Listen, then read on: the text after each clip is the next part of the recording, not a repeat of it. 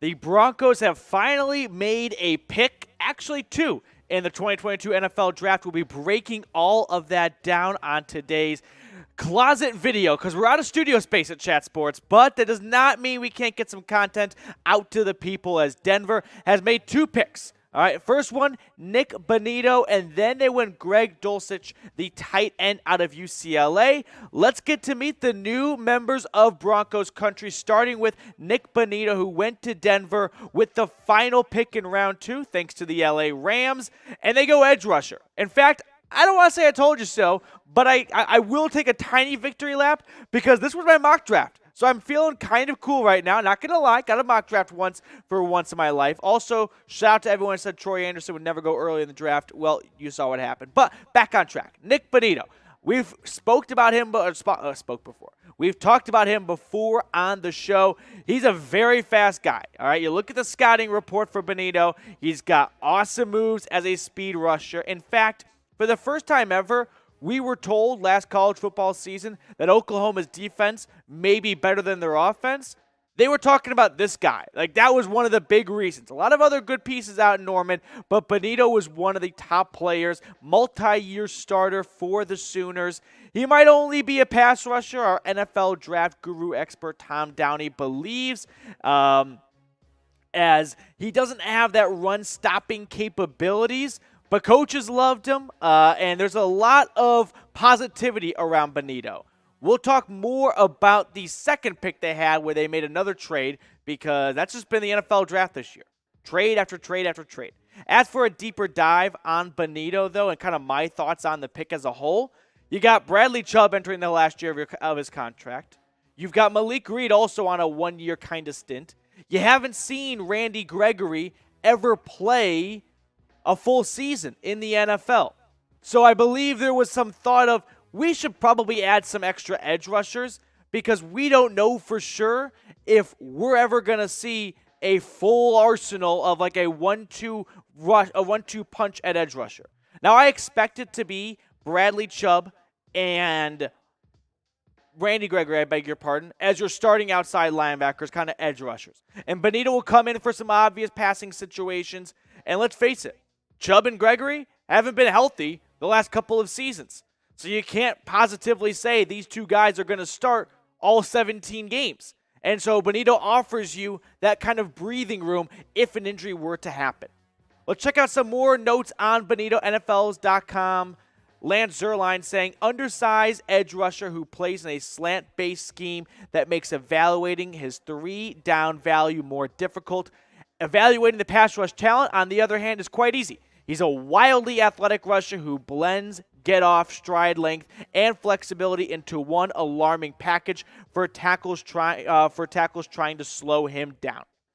So make sure you guys are subscribed, by the way, before we get on to the rest of the video and look at the other pick the Broncos made in round 2. Because when the Denver Broncos make draft picks, me and producer Jeff are setting up lights in the closet room we've got here at Chat Sports because the big wigs have taken over all the studios for the draft. But I'm like, we got to get some content out. We got to talk about these draft picks. And we also got to talk about Greg Dulcich, all right, who was drafted by Denver after a trade. They moved back into pick number 90. And so they go with a tight end out of UCLA. I like the move altogether as a whole here because you lost Noah Fant in the Seahawks trade. You kind of got the feeling they might go tight end in day 2, right? There were some murmurs of Trey McBride maybe being a good spot for the Broncos at 64. Ultimately, McBride goes earlier in the draft to the Cardinals. So voila, Greg Dulcich, 42 receptions, 725 yards, and 5 touchdowns.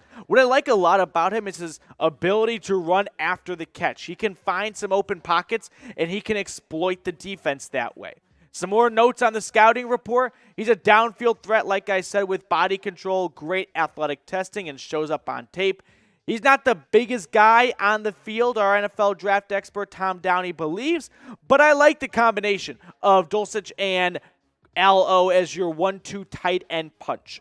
So we got 2 picks in already. We're going to get a third one maybe by the time you're watching this, honestly, or by the time you've watched it's already been announced. We'll get another video out for that later on. But grade the picks for me. A, B, C, D, or F. I wanted to ask this earlier, but I also wanted to get all the information out to you guys. So how would you grade the picks? I think I'm going to go B+. Bonitto at 64, that's great value. A lot of people thought he might go earlier, and if you say good value enough, it feels good, right? You just kind of like, all right, well, we got him at that spot. It has to be a good pick. And then as for Dulcich, maybe I would have liked to have gone offensive tackle. You got Russell Wilson, so at least you kind of help him out in a different way, but let's make sure Russ is healthy. Now, we'll see what Denver does at pick number 96. I'm going to check Twitter really quickly, make sure that pick has not been in yet, but no. We're at pick number 94 as I film this right now, so a little behind-the-scenes action. Let's check out the notes NFL.com's Lance Zierlein said about Dulcich.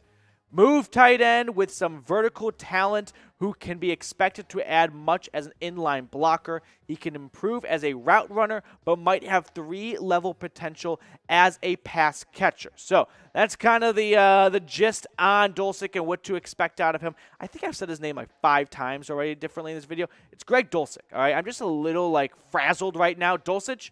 Yeah, Greg Dulcich. I was right the first time, but then I talked myself out of it. This is what happens when you got to do a video in a closet.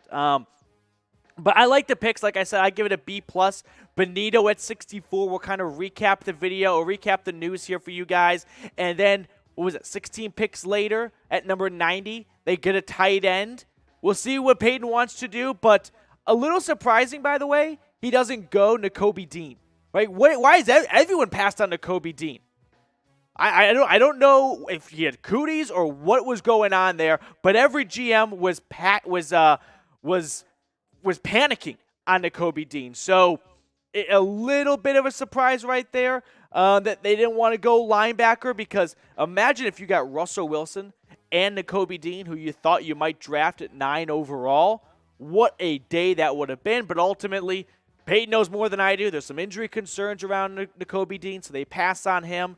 Later on, they go with the defensive end out of Oklahoma, and then Greg Dulcich out of UCLA with the 80th pick in round 3.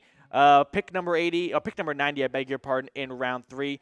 So those are the latest Broncos draft picks. We're going to get the next pick out to you guys in the video in a little bit, and then we're going to have grades for day 3. We're going to be, our turn to be the teacher and hand out the report card to GM George Paton to see how he did on his first selections in the NFL draft. I don't know. I got a lot of stuff going to my head right now because I've waited so long to see a pick actually happen, and now that one's happened, it's just like, all right, a little jittery. Like, let's go. Let's make some more picks. We love the NFL draft. Time to make some stuff happen. So that's going to do it for us on today's show. We'll catch up with you like an hour for the next pick and draft grades in just a moment. But enjoy the rest of the NFL draft for day 2, and I'll see you guys later here on the Broncos Breakdown.